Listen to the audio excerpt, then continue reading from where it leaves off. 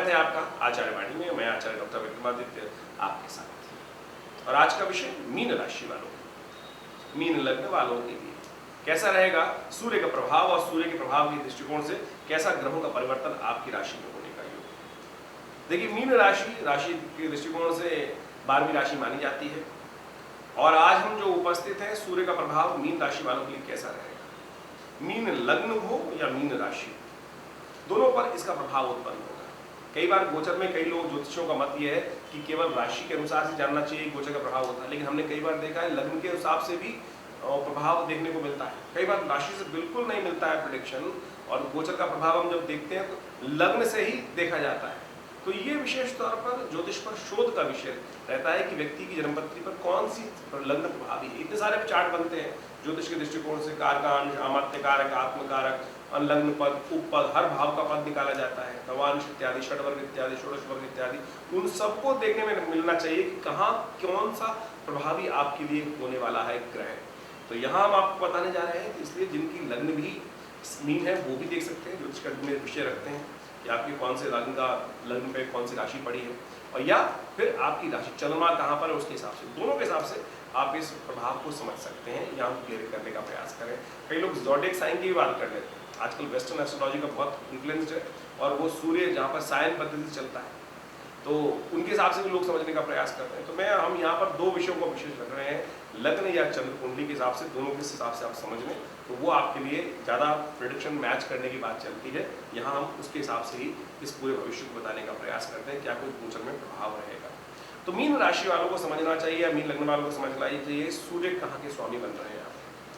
Mean राशि के हिसाब से छठा भाव, जो षष्ठ भाव है विशेष तौर पर, वो रोग का भाव माना जाता है, रिपु का भाव माना जाता है, शत्रु का भाव माना जाता है। और यहाँ के स्वामी कौन है आपकी राशि के अनुसार से, लग्न के हिसाब से सूर्य।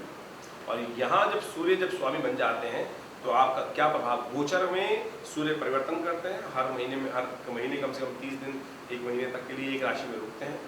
तो सिंह राशि में सूर्य का जो परिवर्तन हो रहा है 17 अगस्त को करीब 1:32, और ये परिवर्तन जब होता है कन्या राशि में जाएंगे, इसके बाद 31 दिन, पूरे 31 दिन रुकने के बाद 17 सितंबर को 1:31 पर पदार्पण करके आगे निकल जाएंगे। अब सूर्य अपनी राशि में अपने घर आ रहे हैं, छठा भाव उनका अपना घर है। तो ऐसे में क्या प्रभाव उत्पन्न होगा। ऐसे में देखिए, छठा भाव जो जैसा हमने कहा आपको रिपु का भाव है, शत्रुओं का भाव है, और ऐसे में छठे भाव में विशेष तौर पर ध्यान रखना पड़ेगा बहुत ज्यादा। तो मीन राशि वालों, वैसे ही आपकी राशि दुस्वाभाविक राशि है, आना बीच में बसी रहती है, ऐसे में बुद्धि पर थोड़ा ज्यादा जोर डालने की जरूरत दिखाई देगी। और विशेष तौर पर यदि आपको हम कहते हैं कि अच्छे कंसल्टेंट, अच्छे ज्ञानवान, अच्छे गुरु की, अच्छे व्यक्ति की सानिध्य में रहते हुए काम करेंगे तो बहुत अच्छा होगा। कई बातें आपको चुभ सकती हैं, कई बातें ऐसे गोचर के प्रभाव में जब समय चलेगा तो आपको चुभेगी, नहीं मैं क्यों जाऊं, अपने आप को छोटा बनने के लिए आप तैयार ही नहीं होंगे। बृहस्पति वैसे ही आपकी राशि के अनुसार से यहाँ चल रहे हैं, वो आपको समझाने का प्रयास कर रहे हैं। थोड़ा एरोगेंसी बढ़ सकती है, ऐसे इस बात का ध्यान रखिएगा। थोड़ा विश्वास, इस बात का ध्यान रखना है, थोड़ा अपने आप को छोटा मानकर बहुत ज़्यादा एडजस्ट करने की ज़रूरत है।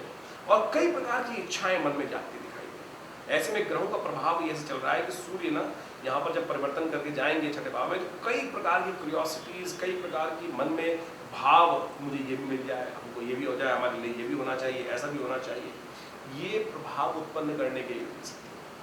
यदि कहीं कॉन्फ्लिक्ट चल रहा है तो उसमें विजय के चांसेस बनते हैं।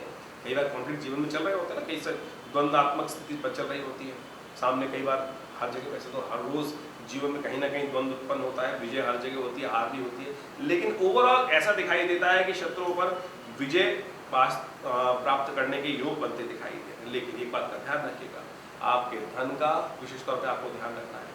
कोई आपकी जेब पर, आपके घर, आपके धन पर सीन लगा सकता है। ऐसे में मीन राशि वालों को ध्यान रखने की जरूरत है, अन्यथा कहीं कष्ट होने के योग बन सकते हैं। थोड़ी थोड़ी बातों का ध्यान रखते हुए कार्य करने का आपको बहुत विशेष तौर पर ध्यान रखने की जरूरत है। ऐसे में जो भी आप गाड़ी चला रहे हैं, वाहन चला रहे हैं, और बहुत सावधानी के साथ चलें, कहीं ना कहीं चोट ना लग जाए, इस बात का ध्यान रखें, उसके लिए उपाय करने का प्रयास कीजिए। अच्छा, क्योंकि मंगल का भी जो ग्रहों का युवा योग इस वक्त चल रहा है आपकी राशि के अनुसार यदि हम बात करें, तो वो थोड़ा सा कहीं ना कहीं कष्ट देने के योग बना सकता है, क्योंकि मंगल जब कन्या राशि में चलेंगे काफ़ी लंबे में, वो सामने रहेंगे, तो वो थोड़ा सा शनि के साथ इस प्रकार का योग बना रहे हैं, तो वो कहीं ना कहीं चोट लगाने के योग बना सकते हैं। तो ध्यान रखिएगा, एक्सीडेंट इत्यादि से बचते हुए बहुत सोच समझ के सावधानी के साथ समस्त कार्यों को आपको करने का प्रयास करना चाहिए, ये आपके लिए बहुत जरूरी है। और आपको विशेष तौर पर ध्यान रखते हुए कार्य करना है हर चीज़ को, तो आपके लिए बहुत अच्छा रहेगा। लेकिन ग्रहों के दृष्टिकोण से एक बहुत अच्छी बात दिखाई देती है कि आपके मित्रों की सहायता से आपके बहुत सारे कार्य संपादित हो सकते हैं। जैसे हमने कार्यक्रम के आपके इस एपिसोड के आरंभ में आपको कहा कि किसी अच्छे व्यक्ति का सानिध्य, किसी ज्ञानवान व्यक्ति का सानिध्य, गुरु का सानिध्य, कंसल्टेंट ज्ञानवान व्यक्ति, मैं कहूँगा कि ऐसे में बुद्धि में कोई विचार यदि सही समय पर नहीं आ रहा है, तो हम कोशिश ये करें किसी श्रेष्ठ व्यक्ति के साथ बात समझ कर काम करने का प्रयास करें। अब इसमें अपने आप को ये मत समझिएगा कि मैं ही सबसे ज़्यादा ज्ञानवान हूँ और मैं ही सब कुछ करूँगा तब कुछ ही होगा, नहीं, ऐसा नहीं है। इस संसार में हमसे भी ऊपर शेर को सवा शेर मिलता है भाई, सवा शेर भी होता है ना, बड़ा होता है, हमसे भी हम बहुत बड़े धनाढ्य हो सकते हैं, बहुत बड़े व्यक्ति हो सकते हैं, लेकिन हमसे भी बड़े विचार वाले व्यक्ति बैठे हैं जो उन्होंने बहुत बढ़िया लाभ लिया। इस बात को समझते हुए कार्य करना आपको इस समय में बहुत जरूरी है। मैं आपको इस बात को समझाने का प्रयास कर रहा हूँ कि अपने बुद्धि से बड़े व्यक्ति से, अपने बड़े हमसे ज़्यादा जो दिमागदार व्यक्ति हैं, उनके सानिध्य में, उनके साथ विचार विमर्श करते हुए, मित्रों के साथ विचार विमर्श करते हुए यदि हम कार्य करें, तो हम बहुत सारे कार्यों को पूर्ण करने के लिए, लाभ लेने के लिए, समाज में आदर प्राप्त करने के लिए, मित्रों से, अपने खासतौर पर बड़े लोगों से सहायता प्राप्त करते हुए आगे चलेंगे, तो बहुत अच्छे से लाभ प्राप्ति के योग बना सकते हैं। इस बात का ध्यान रखें। थोड़ा सा मसल्स में वीकनेस की समस्या हो सकती है, टांगों में दर्द की शिकायत आपको ज़्यादा रह सकती है, तो ऐसे में कोशिश करें मल्टीविटामिन की अच्छी डाइट लेते हुए काम करें। दूध में बहुत अच्छा सा दूध का सेवन करने का प्रयास कीजिए, दूध में थोड़ा सा अच्छे से हल्दी मिलाकर इसका नित्य प्रति सेवन करने का प्रयास करें। वायु कारक रोग बढ़ सकते हैं इसमें, वैसे ही बरसात का मौसम चल रहा है, मट्ठे का त्याग करें, मट्ठा ना पिए ज़्यादा, बहुत ज़्यादा दही को अवॉइड करने का प्रयास कीजिए। ऐसे में जो भी सब्जी खा रहे हैं, आप भोजन कर रहे हैं, थोड़ा सा हल्दी की जो सूखी हुई सौंठ होती है, तो कहा जाता है कि अदरक को पिसा हुआ सौंठ जो होती है उसको दूध में डाल, लौंग का इस्तेमाल, इलायची का इस्तेमाल, ये सब चीज़ें वायु नाशक हैं, इनका इस्तेमाल करते हुए आपको कार्य करने का प्रयास करना चाहिए, क्योंकि वायु संबंधित रोग ऐसे में परेशान करने के आपकी कुंडली में योग दिखाई देते हैं। सूर्य वैसे ही परिवर्तन करके जहाँ जा रहे हैं, तो वो रोग वाला भाव है ही और स्वग्रही है वहाँ पर। तो इन सब बातों को ध्यान रखते हुए यदि आप कार्य करेंगे, तो बहुत अच्छे से आपको लाभ प्राप्ति के योग बन सकते हैं। आपको विशेष तौर पर अपने खास रिश्तेदारों को भी ध्यान रखने की जरूरत है ऐसे में, और रिश्तेदारों के लिए भी कुछ ग्रह आपके भारी दिखाई देते हैं, तो आपको हर चीज़ को ध्यान रखते हुए कार्य करने की ज़रूरत है, तो बहुत अच्छे प्रकार से आप लाभ लेने के लिए बना सकते हैं। आपके स्वास्थ्य के संबंध में रक्त संबंधित बीमारी, पित्त संबंधित बीमारी, थोड़ा सा विशेष तौर पे ज्वर संबंधित बीमारी इन दिनों परेशान कर सकती हैं, तो कोशिश ये करें तुलसी इत्यादि इम्यूनिटी को स्ट्रॉन्ग करने का प्रयास करें। मैं कहा मल्टीविटामिन आपको जो कहा, इम्यूनिटी को स्ट्रॉन्ग करते हुए यदि कार्य करेंगे तो बहुत सुंदर तरीके से आपको लाभ प्राप्त होगा। मित्रों के सहयोग से, भाइयों के सहयोग से, समाज के अच्छे लोगों के सहयोग यदि आप लेंगे, बहुत अच्छे से सहयोग मिलेगा भी और सपोर्ट भी होगी। लेकिन उसके लिए आपको अपना थोड़ा सा लेवल ऐसा करना पड़ेगा, दूसरों की बात को सुनने का हम प्रयास करें, साथ सुनने का प्रयास करें, समझने का प्रयास करेंगे, तो बहुत सुंदर तरीके से लाभ ले सकते हैं। उपाय भी बता देते हैं आपको। आप एक काम करें, सूर्य के मंत्र का ओम घृणी सूर्य आदित्याय नमः, इस मंत्र का जप करें। ओम घृणी सूर्य आदित्याय नमः, इस मंत्र का जप करते हुए सूर्य की नामावली का मंत्र का जप करते हुए भास्कराय नमः, सूर्याय नमः, दिवाकराय नमः, इन सब मंत्रों का जप करते हुए नित्यपति भगवान सूर्य को अर्घ्य दें।